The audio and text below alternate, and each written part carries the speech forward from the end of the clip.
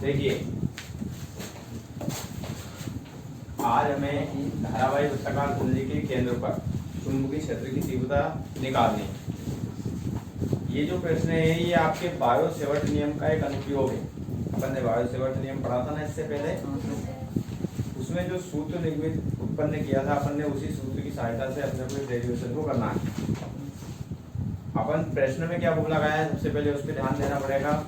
धारावाही वृत्ताकार कुंडली, कुंडली किस आकार की है आपकी, एक वृत्त के आकार की, यानी कि ऐसी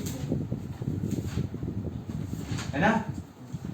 ये वृत्ताकार कुंडली बनाई मैंने और यहाँ पर इस कुंडली से अपन ने एक सेलिया बैटरी को जोड़ दिया, क्योंकि इसमें धारा बहाने के लिए अपने को एक सेलिया बैटरी इसमें जोड़नी पड़ेगी।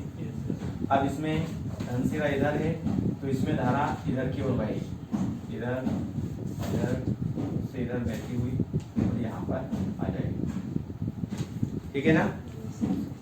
यहाँ पर चूंकि ये व्रत है तो व्रत में जो मेन चीज होती है वो होता है आपका केंद्र, और एक चीज होती है आपकी त्रिज्या। त्रिज्या को आपसे दर्शाते हैं ना अपन। अब यहाँ पर धारावाही क्यों बोल रहे हैं अपन इसको, क्योंकि इसमें धारा प्रवाहित हो रही है। जिस चीज में धारा बहती है मतलब प्रवाहित होती है, उस चीज को बोला जाता है धारावाही। किसी भी चालक के बारे में अगर अपन देखें, किसी चालक में यदि धारा बह रही है तो उसको धारावाही का कहा जाता है। अब यहाँ पर ये कुंडली है और इस कुंडली में आय धारा प्रवाहित हो रही है, इसलिए इसको बोलेंगे अपन धारावाही कुंडली। तो देखिए इसमें हमें क्या लिखना है, माना कि एक वृत्ताकार कुंडली है जिसका केंद्र O है और त्रिज्या R है।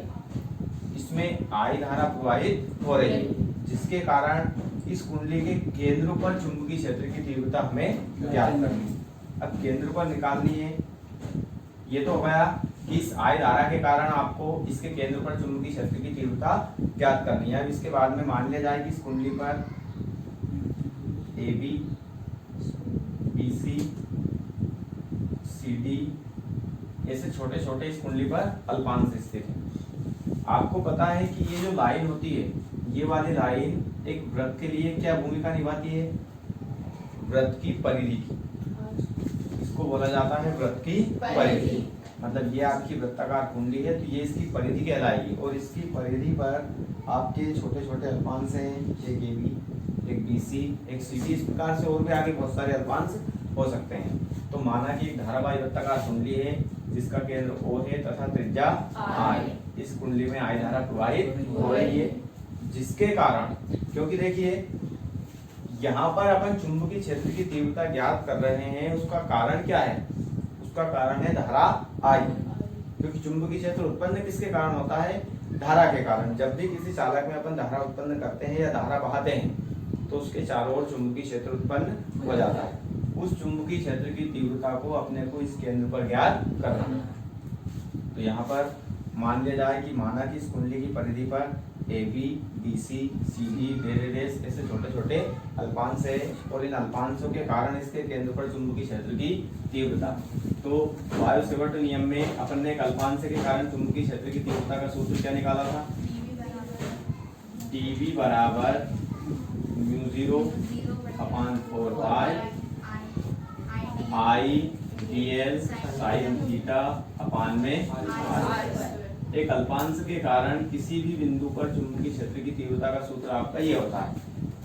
ये हमारा अल्पांश है और इस अल्पांश के कारण इसके केंद्र पर अपने को चुंबकीय क्षेत्र की तीव्रता निकालनी है। ये अपना बिंदु हो गया जिस पर आप तीव्रता निकाल रहे हो, और ये वो अल्पांश हो गया जिस अल्पांश के कारण अपन तीव्रता निकाल रहे हैं, ठीक है ना। तो सबसे पहले यहाँ पर देखिए, पहला अल्पांश हमारा क्या है, AB। सबसे पहला अल्पांश क्या है, AB। यहाँ पर लिखेंगे AB अल्पांश के कारण, AB अल्पांश के कारण केंद्र पर चुंबकीय क्षेत्र की तीव्रता, है ना। सबसे पहले अपन ये AB अल्पांश ले रहे हैं। तो देखिए यहाँ पर ये जो तीव्रता है इसको नाम दे देंगे हम dV1, क्योंकि पहला अल्पांश ले रहे हैं। dV1 बराबर μ0/4 पाई I dl के स्थान पर, ये dl क्या होती है, dl अल्पांश की लंबाई होती है। डीएल क्या होती है? अल्पांश की लंबाई। इस अल्पांश की कोई सी लंबाई दर्शाई है क्या मैंने? नहीं दर्शाई है, इसलिए अपन इसकी लंबाई ले लेंगे ए बी। क्या लंबाई लेंगे अपन? क्योंकि ए से बी तक की दूरी है यानी कि ए बी, और साइन थीटा ऐसा कैसा ही बटे में आर स्क्वायर, क्योंकि यहाँ से यहाँ तक की दूरी क्या है? आर। अपन ने पूरा का पूरा जो है वो इस सूत्र में मान रखा, इस प्रकार से रखा। एक बार और देखो, एक अल्पांश के कारण किसी भी बिंदु पर चुंबकीय क्षेत्र की तीव्रता का सूत्र होता है dV बराबर μ0/4 पाई I dl sin थीटा बटे r स्क्वायर। μ0/4 पाई एक नियतांक होता है, इसलिए ऐसा कैसे आएगा? वो तो I धारा इसमें भी बह रही है, यहाँ पर ये I धारा होगी। dl अल्पांश की लंबाई है, यहाँ पर अल्पांश की लंबाई AB है, AB लिख दिया। sin थीटा यानी कि इस अल्पांश और इस बिंदु के बीच में बनने वाला कोण मान लीजिए वो ये। अब यहाँ पर कितने डिग्री का कोण बन रहा है? 90 डिग्री। तो अपन ने अभी तो साइन थीटा लिखा है, बटे में आर स्क्वायर है, तो यहाँ से यहाँ तक की दूरी आर है, इसलिए अपन ने आर स्क्वायर लिख दिया। ठीक है ना? हाँ, क्योंकि आपको दिख रहा है थीटा बराबर कितना बन रहा है यहाँ पे? 90 डिग्री। तो dV1 बराबर μ0/4 पाई I AB साइन थीटा के स्थान पर क्या जाएगा? 90 डिग्री बटे में आर स्क्वायर। ऐसा कैसे ही? अब साइन 90 का मान कितना होता है? dV1 बराबर μ0/4 पाई I AB बटे में आर स्क्वायर। अब यहाँ पे साइन 90 का मान होता है आपका 1। कितना होता है? 1। इसलिए यहाँ पर यदि अपन 1 रखें तो ये का यही मान आ जाएगा। इसको कोष्टक में बंद कर दो, समीकरण 1 नाम दे दो। ठीक है, ये पहले अल्पांश के कारण निकली है। अभी और 2 अल्पांश और है। अगला क्या है? BC और फिर आगे CD। यहाँ पर लिखेंगे अपन CD अल्पांश के कारण केंद्र पर चुंबकीय क्षेत्र की तीव्रता क्या हो जाएगी आपकी? dV2, क्योंकि यहाँ पे dV1 था। अब dV2 बराबर μ0/4 पाई, ये आई ऐसा कैसे आएगा? अब AB के स्थान पर क्या आएगा? BC। क्या आएगा? BC। तो ये आएगा BC और बटे में आर। अब ये यहाँ पर भी देखिए, यदि अपन यहाँ पर इससे इसकी दूरी निकाले तो ये भी एक वृत्तीय त्रिज्या ही होगी, और वृत्तीय त्रिज्या हमेशा कितने डिग्री का कोण बनाती है? 90 डिग्री। ठीक है ना? तो यहाँ पर भी वही 90 डिग्री रखेंगे, इसलिए उसको रखने से कोई मतलब नहीं है, क्योंकि साइन 90 का मान क्या हो जाता है आपका? A1। इसको दे देंगे आप समीकरण। फिर अब अगला अल्पांश से क्या है हमारा? CD अल्पांश के कारण केंद्र पर चुंबकीय क्षेत्र की तीव्रता। अब dV3 बराबर क्या हो जाएगा? μ0/4 पाई, यहाँ पे DC के स्थान पर क्या जाएगा? CD बटे में। ठीक है, इसको दे देंगे समीकरण। इसी प्रकार से यदि और भी अल्पांश अगर अपने रहते हैं तो उनकी भी अपन तीव्रताएं निकाल सकते हैं। अब यहाँ पर अपन निकालेंगे इसकी परिणामी तीव्रता। क्या निकालेंगे? अभी जो अपन ने तीव्रताएं निकाली हैं वो सारी तीव्रताएं अल्पांश की तीव्रता थी, मतलब इस कुंडली के छोटे से हिस्से की। ये छोटा सा हिस्सा है, ये छोटा सा हिस्सा है, मतलब इस प्रकार से अपन ने एक अल्पांश की तीव्रता निकाली है। अब निकालेंगे अपन इसकी परिणामी तीव्रता, मतलब संपूर्ण तीव्रता। संपूर्ण तीव्रता हो जाएगी आपकी B। तो B बराबर हो जाएगा dV1 plus dV2 plus dV3 plus ये मैं ऐसा क्यों कर रहा हूँ? क्योंकि जैसे आपको अभी जो दिख रहे हैं ऐसे और भी अल्पांश इस कुंडली पर अपन रख सकते हैं, क्योंकि यदि इस कुंडली की संपूर्ण तीव्रता हमें निकालनी है तो इस पर ऐसे छोटे छोटे अल्पांश करके अपन संपूर्ण तीव्रता निकाल सकते हैं। तो देखिए समीकरण 1, 2 और 3 से यहाँ पर आपके पास में dV1 का मान है, dV2 का मान है, dV3 का मान है, 1, 2, 3 है ना, तीनों के मान। तो B बराबर dV1 का मान देख लीजिए, क्या दे रखा है हमें? μ0/4 पाई I AB बटे आर स्क्वायर, फिर ये प्लस है तो ये प्लस।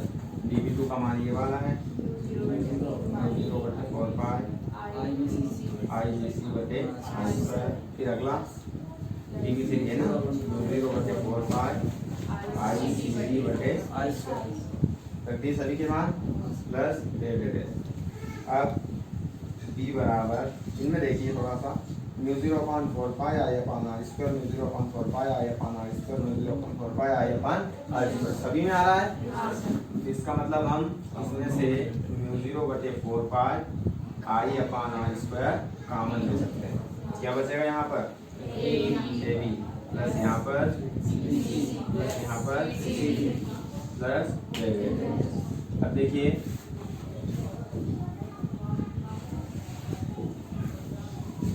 चूंकि A B plus D C plus C D plus dead S ये कहाँ पर स्थित है? ये जो आपके अल्पांश हैं वो कहाँ पर स्थित है इस वृत्त में? परिधि पर। मतलब ये किसका निर्माण कर रहे हैं? वृत्त की परिधि का। वृत्त की परिधि। अब वृत्त की परिधि का सूत्र तो आपको पता होगा, क्या होता है? 2 पाई आर, यानी कि A B plus B C plus C D plus dead S बराबर क्या हो जाएगा? 2 पाई आर हो जाएगा ऐसा। यानी कि अपना ये जो यहाँ पर व्यंजक चल रहा है इसमें A B plus B C plus C D, इसके स्थान पर अपन क्या लिख सकते हैं? 2 पाई आर। तो देखो बी बराबर ये जो आगे दिखाई देते ऐसा कैसे लिख लीजिए? म्यू 0/4 पाई आई बटे आर स्क्वायर और इनटू में क्या जाएगा आपका? 2 पाई आर। यहाँ पर आर स्क्वायर है और यहाँ पर केवल आर है। इस आर स्क्वायर से आर कट जाएगा तो बी बराबर क्या बच जाएगा हमारे पास? म्यू 0/4 पाई, ये 2 पाई लिखा है तो इस 2 पाई को आगे लिख लो 2 पाई और ये आई बटे में क्या बचा? केवल आर है ना। ये हो गई आपकी एक धारावाही वृत्ताकार कुंडली के केंद्र पर चुंबकीय क्षेत्र की तीव्रता का सूत्र। यहाँ से चाहो तो आप इस पाई से पाई और 2 से 2 भी काट सकते हो, लेकिन मत काटो, ठीक है। ये जो आपने तीव्रता निकाली है ये इस कुंडली को इंग्लिश में बोला जाता है कोइल। कोइल तो नाम सुना होगा आपने। किसी भी चीज की अपन मोटर वगैरह की कुंडली भरवाते हैं कि तो यहाँ पर ये केवल इसका एक फेर है। कितने फेर है ये? फेर। अब ऐसे कितने ही फेर इस पर हो सकते हैं। यदि इस पर ज्यादा फेर है तो देखिए यहाँ पर लिखेंगे n फेरों के लिए, n फेरों के लिए। यहाँ पर आपने कितने फेर के लिए चुंबकीय क्षेत्र की तीव्रता निकाली है? 1 के लिए। यदि इस कुंडली में और ज्यादा फेर हो, मतलब इसमें n फेर हो, n से मतलब ये है कि फेरों की संख्या कितनी भी हो सकती है, 10 20 50 25 30 35 50 तो भी हो, ठीक है। तो यहाँ पर अपन n फेर के लिए क्या करेंगे? केवल इसमें ये 1 फेर की तीव्रता है तो n फेरों के लिए क्या करना पड़ेगा? n का गुणा कर दीजिए, यानी कि म्यू 0/4 पाई 2 पाई n आई बटे आर। और इसका मात्रक होता है चुंबकीय क्षेत्र की तीव्रता का टेस्ला या वेबर प्रति मीटर स्क्वायर। 2-3 मात्रक होते हैं, मैं आपको आगे बताऊंगा, अभी आप फिलहाल ये याद रखें, ठीक है।